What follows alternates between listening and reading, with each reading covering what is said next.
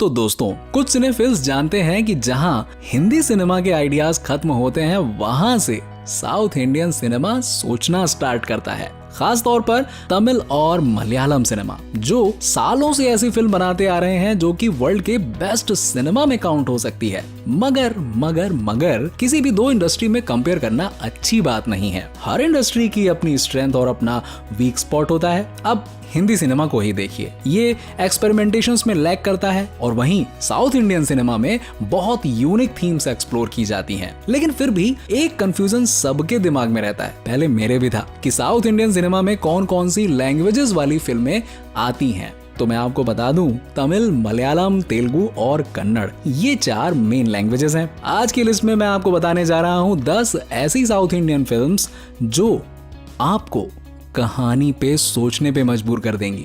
लेकिन उससे पहले चैनल को सब्सक्राइब करके नोटिफिकेशंस ऑल पर कर दीजिए, ताकि मूवीज और वेब सीरीज का कंटेंट सबसे पहले आप तक पहुंच सके। तो चलिए स्टार्ट करते हैं। नंबर 10 पर है साइको।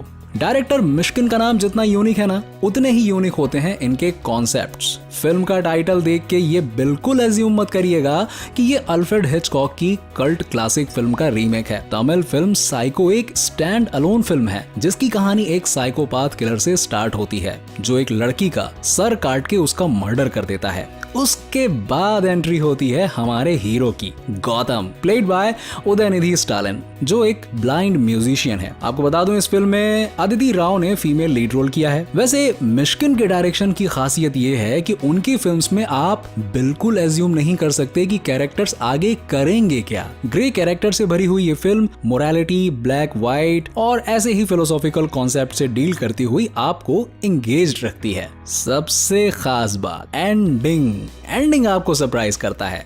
इलैया राजा का म्यूजिक जहां फिल्म को अलग प्लेन पर ले जाता है, वहीं तनवीर मीर की सिनेमेटोग्राफी आपको बांधे रखती है स्टार्टिंग से एंड तक। सो मिश्किन की स्टाइलिश राइटिंग और डायरेक्शन के लिए इस फिल्म को full stars. Number 9, double attack. 2015 में रिलीज हुई ये तमिल फिल्म कहीं कहीं साइंस फिक्शन जॉनर को भी टच करती है। कहानी है एक पागल साइंटिस्ट की, जो अपने एक्सपेरिमेंट्स के लिए किसी भी हद तक जा सकता है। आपको बता दूं कि ये साइंटिस्ट कुछ ऐसी प्रैक्टिसेस करता है जो मोरली और एथिकली गलत हैं। कैसा कानून है? 40 साल लग जाते हैं एक ओपन एंड शट केस का फैसला होने में, लेकिन झूठे विटनेस से सच्चाई की आवाज दबाकर गुनहगार 4 दिन में निकल जाते हैं। यकीन नहीं होता कि ये ट्रेनिंग लेकर मैं ऐसे खोखले कानून की हिफाजत करूंगा। और उसके बाद तो एंट्री होती है आईपीएस ऑफिसर मित्रन की, जो कि एक ड्यूटीफुल लॉ ऑफिसर है। एक्शन, थ्रिलर्स और एंटरटेनमेंट से भरी हुई इस फिल्म में लोकल पॉलिटिक्स की भी एंट्री होती है, और इस सब का एंड रिजल्ट निकलता है एक ऐसी फिल्म जिसे आप जितनी बार भी देखेंगे ना, हर बार एंजॉय करेंगे। तमिल सिनेमा के स्टार डायरेक्टर मोहन राजा कोई कमी नहीं छोड़ते ये इंश्योर करने में कि उनकी ऑडियंस को एक एक्शन थ्रिलर का पीक देखने को मिले। Music, cinematography, editing and writing के साथ मोहन का डायरेक्शन इस फिल्म को डायरेक्टर्स फिल्म बना के रख देता है, जो कि इंडियन सिनेमा में एक रेयर चीज है। कुछ बेहतरीन एक्शन सीक्वेंसेस के साथ आगे बढ़ती हुई ये फिल्म एक सेटिस्फैक्टरी कंक्लूजन पर खत्म होती है, जहां एक सॉलिड मास अपील के साथ एक सोशल मैसेज भी है। नंबर 8 पर है अभय। अगर Rajinikanth main stream south Indian cinema के अनडिस्प्यूटेड किंग हैं, तो फिर कमल हसन वो परफेक्शनिस्ट हैं जिन्होंने शायद ही कभी अपने फैंस या इन जनरल मूवी गोवर्स को डिसअपॉइंट किया हो। आपको बता दूं, अभय 2 जुड़वा भाइयों की कहानी है, नंदू और विजय, जिनकी माँ की डेथ के बाद उनकी एब्यूसिव सौतेली माँ ने उनको पाला पोसा। अब नंदू और विजय दोनों अलग अलग रास्ते चुनते हैं जिंदगी में, और प्रॉब्लम्स वहां से शुरू होती है जब नंदू को विजय की फियांसे में अपनी स्टेप मदर की झलक दिखती है, और फिर शुरू होता है एक गेम 2 भाइयों के बीच में।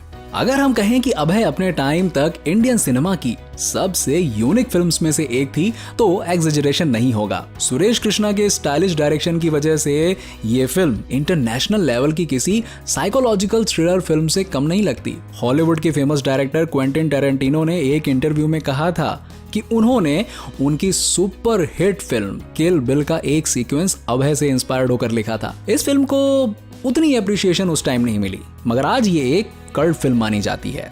Number 7, U turn. Writer director Pavan Kumar की डेब्यू फिल्म लूसिया ने नेशनल और इंटरनेशनल फिल्म फेस्टिवल में काफी एप्रिसिएशन जीती थी और सही रीजंस की वजह से। कन्नड़ सिनेमा की माइलस्टोन मानी जाने वाली लूसिया से करियर शुरू करने वाले पवन कुमार आते हैं यू टर्न पर। बीच सड़क पर गाड़ी रोककर अपनी सहूलियत के लिए रोड ब्लॉक्स हटाकर किसी को मरने के लिए छोड़ देना ये सही है? फिल्म का यूनिक कॉन्सेप्ट आपको शुरू से ही बांधे रखता है। एक हॉन्टेड फ्लाईओवर से एक रिपोर्टर इन्वेस्टिगेट करने निकलती है कि आखिर उस फ्लाईओवर का सीक्रेट क्या है जिसने पूरे शहर में दहशत फैलाई हुई है, और फिर वो खुद एक जाल में फंसती जाती है जिससे निकलने के लिए उसे उस फ्लाईओवर की मिस्ट्री को किसी भी हाल में सॉल्व करना होता है। After multiple turns and twists ये फिल्म आपको ले जाती है एक ऐसी राइड पर जहां पर ये film horror, thriller, psychological drama जैसे बहुत से जनर को टच करती हुई अपने कंक्लूजन पर पहुंचती है। फिल्म की हाइलाइट्स इसकी कहानी के अलावा पवन का सुपर स्टाइलिश डायरेक्शन और समंथा की बेहतरीन एक्टिंग है। नंबर 6, एक कदम। तेलुगु फिल्म्स यूजुअली जानी जाती हैं अपने माइंडलेस मसाला कॉन्सेप्ट के लिए और हिंदी मसाला फिल्मों को इंस्पिरेशन देने के लिए, मगर टाइम टू टाइम ऑडियंस को सरप्राइज करना भी जानती हैं। एक कदम फुल ऑन महेश बाबू की फिल्म है जो तेलुगु सिनेमा के सबसे बड़े स्टार्स में से माने जाते हैं। एक कदम में वो प्ले करते हैं एक रॉक स्टार जो अपने पास्ट में काफी राज दबाए हुए है। मेंटल डिसऑर्डर से स्ट्रगल करते हुए वो अपने पेरेंट्स के मर्डरर की ट्रेल पर निकलता है एक जर्नलिस्ट की हेल्प से। फोटोज में क्लैरिटी नहीं है, पहचान पाना मुश्किल होगा। पीछे जाओ, मोबाइल फोन पर जूम करो। वैसे इस फिल्म में आपको वो सब मिलेगा जो आप एक तेलुगु फिल्म में जनरली एक्सपेक्ट करोगे। Action, masala, great music, great action and some over the top performance. Mahesh Babu undoubtedly lead role में है, मगर इस फिल्म की हीरो इसकी कहानी है। Number 5, Mumbai police. 2013 में रिलीज हुई मुंबई पुलिस एक ऐसी मर्डर मिस्ट्री है जिसको जितनी बार आप देखेंगे ना उतनी बार आपको कुछ नया समझने को मिलेगा। कहानी शुरू होती है एसीपी एंटोनी से जो कि प्ले किया है, हाँ आपने सही गेस किया, पृथ्वीराज ने। पृथ्वीराज कॉन्टेम्पररी मलयालम सिनेमा के वो स्टार हैं जिनके पास क्लास और मास दोनों को इम्प्रेस करने का रेयर फॉर्मूला है। और जहां बात की जाए साइकोलॉजिकल थ्रिलर्स की तो पृथ्वीराज की सटल एक्टिंग ना केवल सटलिटी को इनहैंस करती है पर ऑडियंस को भी एक अलग लेवल का एक्सपीरियंस प्रोवाइड करती है। इस बार वो बने हैं एसीपी एंटोनी जो अपने दोस्त के किलर को पकड़ने में लगे हुए हैं। कैट एंड माउस का ये गेम काफी थ्रिलिंग है और एक के बाद एक ऐसे ट्विस्ट आते हैं कहानी में कि आप शॉक्ड हुए बिना नहीं रह पाएंगे। Number 4, memories. जीतू जोसेफ के डायरेक्शन में बनी ये मलयालम फिल्म आपको दुनिया की बेस्ट क्राइम थ्रिलर्स की याद दिलाएगी। पृथ्वीराज, जी हाँ एक बार फिर पृथ्वीराज इसमें एक पुलिस ऑफिसर सैम एलेक्सा का रोल प्ले कर रहे हैं जो अपनी फैमिली की मौत के सदमे से उबरने की कोशिश में शराब से दोस्ती कर चुका है। जब जिंदगी में जीने की सारी उम्मीद खत्म हो जाती है तब आता है कहानी में ट्विस्ट। शहर में एक के बाद एक मर्डर हुए हैं और पैटर्न वही है सैम की फैमिली वाला। सैम को अब एक नई जिंदगी मिलती है और उसके मोटिव्स मॉडिफाई हो जाते हैं और फिर शुरू होती है वो कहानी जिसको सुनने से ज्यादा आपको एक्सपीरियंस करना जरूरी है। जहां फिल्म के डायलॉग्स आपको सोचने पर मजबूर कर देंगे, फिल्म का बैकग्राउंड म्यूजिक आपके फिल्म वॉचिंग एक्सपीरियंस को अलग लेवल पर ले जाएगा। और हाँ, क्लाइमैक्स में दिल थाम कर बैठिएगा। ऐसा क्लाइमैक्स शायद ही इंडियन ऑडियंस ने कभी एक्सपीरियंस किया हो। Number 3, 7 day. मलयालम सिनेमा ने रिसेंट ईयर्स में एक के बाद एक मास्टरपीस डिलीवर किए हैं ऑलमोस्ट हर एक जैनर में। मगर जब बात आती है साइकोलॉजिकल थ्रिलर्स की तो शायद ही इंडिया में कोई इंडस्ट्री है जो हर बार सरप्राइज करती है सिवाय मलयालम सिनेमा के। 7th डे की कहानी शुरू होती है डेविड से जो अमेजिंगली पोर्ट्रे किया है मलयालम सिनेमा के क्रिटिकली अक्लेम्ड एक्टर, जी हाँ एक बार फिर पृथ्वीराज ने प्ले किया है इसमें डेविड अब्राहम का रोल जो कि एक IPS पुलिस ऑफिसर है। मैं पूरी तरह से हार गया था। उसके पिछले दिन मैं शहर के एक लॉज में गया था। वो लोग कहाँ गए मैं उन्हें ढूंढ नहीं पाया सर। डेविड अचानक दो लोगों से मिलते हैं एक पार्टी से लौटते हुए, और उसके आगे कुछ नहीं। उसके आगे हम आपको कुछ नहीं बताएंगे क्योंकि ये एक स्पॉइलर होगा। ऑल वी वांट टू से इज कि ये उन चुनिंदा फिल्मों में से एक है जिसे आप गैस करते रह जाएंगे और राइटर अखिल पॉल मास्टर स्ट्रोक पे मास्टर स्ट्रोक मारते रहेंगे। इसलिए ये 2014 की बेस्ट मलयालम फिल्मों में से एक थी। और अगर आप एक ट्रू साइकोलॉजिकल थ्रिलर जनर के फैन हैं तो इस फिल्म को मिस नहीं किया जा सकता। नंबर 2 पर है अपरिचित। डायरेक्टर शंकर रजनीकांत से अपने एसोसिएशन के लिए ज्यादा जाने जाते हैं, मगर हम में से काफी लोग उनको अपरिचित के लिए भी जानते हैं। बहुत अच्छी चल रही थी ये फिल्म हिंदी सिनेमा दिखाने वाले चैनल्स पर कुछ साल पहले, और बहुत सारे लोगों का साउथ इंडियन सिनेमा से परिचय अपरिचित फिल्म से ही हुआ था। अम्बी एक सीधा साधा इंसान है जिसको सब बुली करते हैं, मगर एक साइकोलॉजिकल डिसऑर्डर जिससे मल्टीपल पर्सनालिटी डिसऑर्डर होता है उसकी जिंदगी बदल देता है, फॉर गुड और फॉर वर्स। ये तो आपको फिल्म देखने के बाद ही पता चलेगा। उसकी दूसरी पर्सनालिटी एकदम अपोजिट है, स्टड की है। इंडिया में बहुत कम फिल्म बनती हैं मेंटल इलनेस पे। अपरिचित में बहुत कुछ है जो इसे एक मेमोरेबल फिल्म बनाता है। एक्शन है, कॉमेडी, इमोशंस, बढ़िया राइटिंग और सबसे बेस्ट स्टोरी।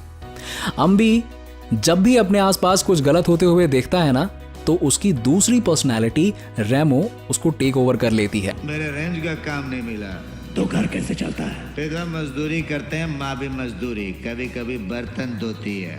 वो खर्च के लिए तुम्हें पैसे देते हैं? छीन लेता हूँ। और फिर शुरू होता है गरुड़ पुराण के हिसाब से बुरे लोगों को सजा देने का सिलसिला। और फिल्म का क्लाइमैक्स आपको फिल्म खत्म होने के बाद भी बहुत देर तक ग्रैब करके रखेगा, for sure. So the last one is number 1, मैं हूं दंडाधिकारी। अगर साउथ इंडियन सिनेमा से आपका इंट्रोडक्शन होना बाकी है तो इस फिल्म से बढ़िया कुछ भी नहीं हो सकता। इंडियन लैंग्वेज में बनी ये फिल्म राम कुमार ने लिखी और डायरेक्ट की है, मगर अपने फादर के डेथ के बाद सर्कमस्टेंसेस उसे पुलिस फोर्स में ले आए।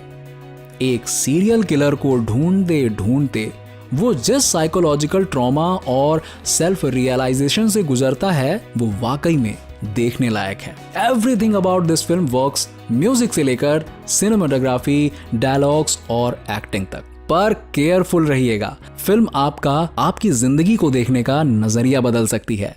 बस वो फोटोज मुझे सिर्फ 5 मिनट के लिए दिखा दो। कोई क्लू मिलता है क्या? देखना है भाई, प्लीज भाई।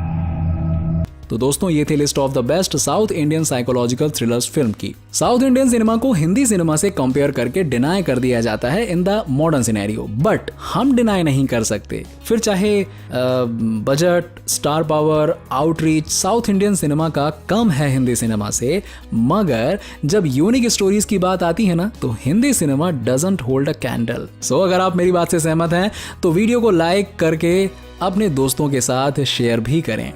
इनमें से कौन सी मूवी आपने देख रखी है और कौन सी मूवी आपको पसंद आई वो भी नीचे कमेंट करके बताएं। मिलता हूं आपसे अगले वीडियो में, तब तक के लिए आप अपना ख्याल रखिए।